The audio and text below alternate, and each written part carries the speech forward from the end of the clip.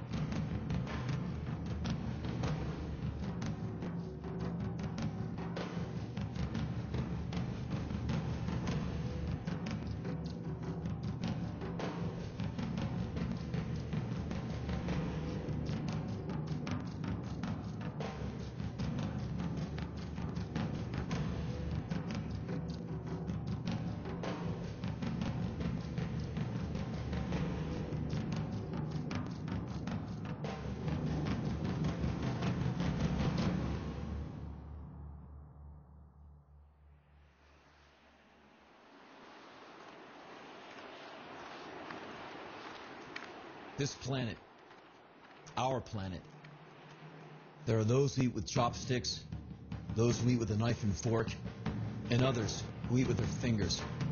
But some have nothing to eat, or almost nothing. At least 1 out of 7, millions, hundreds of millions scattered across the world.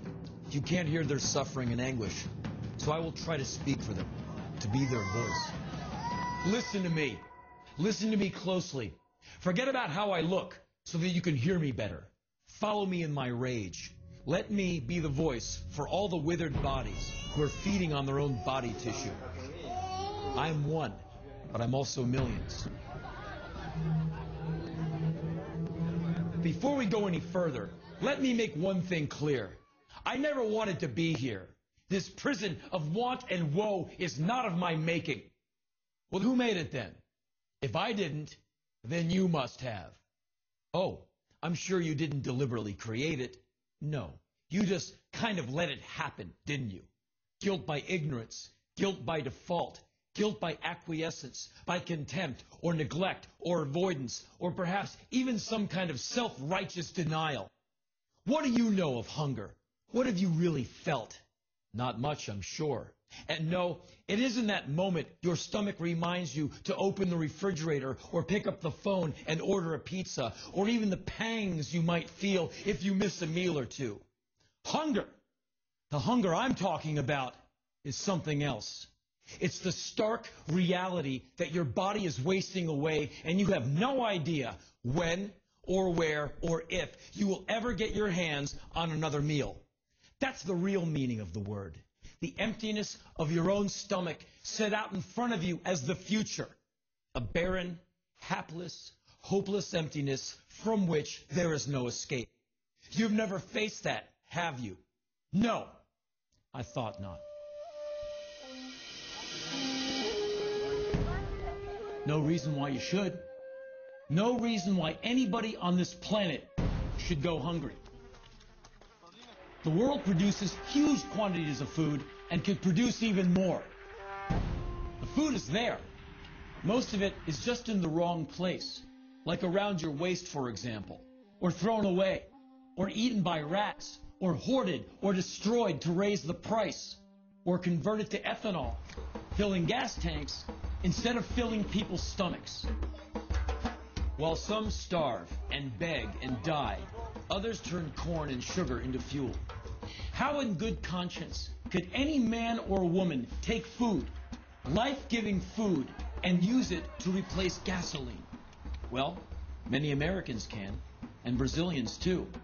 Backed by government subsidies, they're building factories to produce ethanol just as fast as they can. Today, at least a quarter and perhaps a third of the American corn crop, the largest in the world, is being transformed into ethanol. The government knows what it's doing. The chief economist of the Agriculture Department said that ethanol is, and I quote, the foot on the accelerator of corn demand.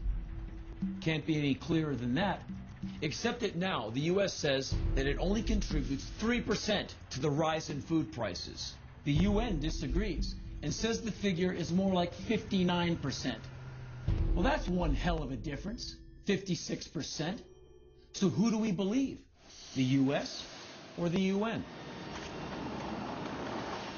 Suppose we split the difference, negotiate the guilt half and half, okay? That leaves the U.S. responsible for 31% of the rise in grain prices. Does that also make the U.S. responsible for 31% of the 100 million people who have now been added to the rolls of the famished?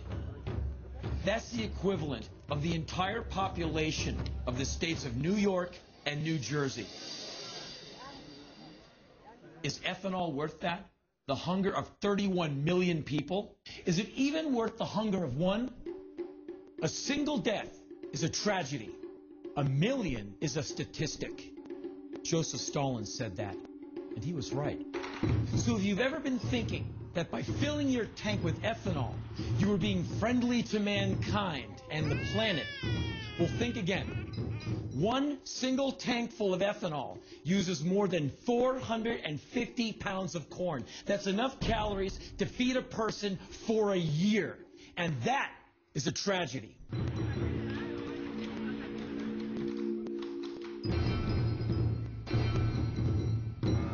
Next time you stand at the pump, watching the gallons spin past, just imagine you're in Darfur or Somalia, surrounded by thousands of starving Africans, and all of them are staring at you as you pour gallons of liquid corn into the sand. In India, home to more than half of the world's hungry, the finance minister said, when millions of people are going hungry, it's a crime against humanity that food should be diverted to biofuels. Well put, Mr. Minister. My feelings exactly. A crime against humanity. Absolutely right. Yet every day, there's more ethanol at the pumps. Americans are paying for it, of course, much more than they think when you count all the subsidies given to farmers in the Midwest. But it's not just the Americans who are footing the bill. In Mexico, the price of tortillas has risen dramatically, and it keeps going up. Since the average Mexican gets nearly 40% of his calories from corn, he either spends more or eats less. And you know which choice he makes. Food is becoming the new gold, and now everybody wants it as much as they can buy and hoard. Food riots have already occurred in 14 countries, and they could easily break out in more than a dozen others. 100 million people in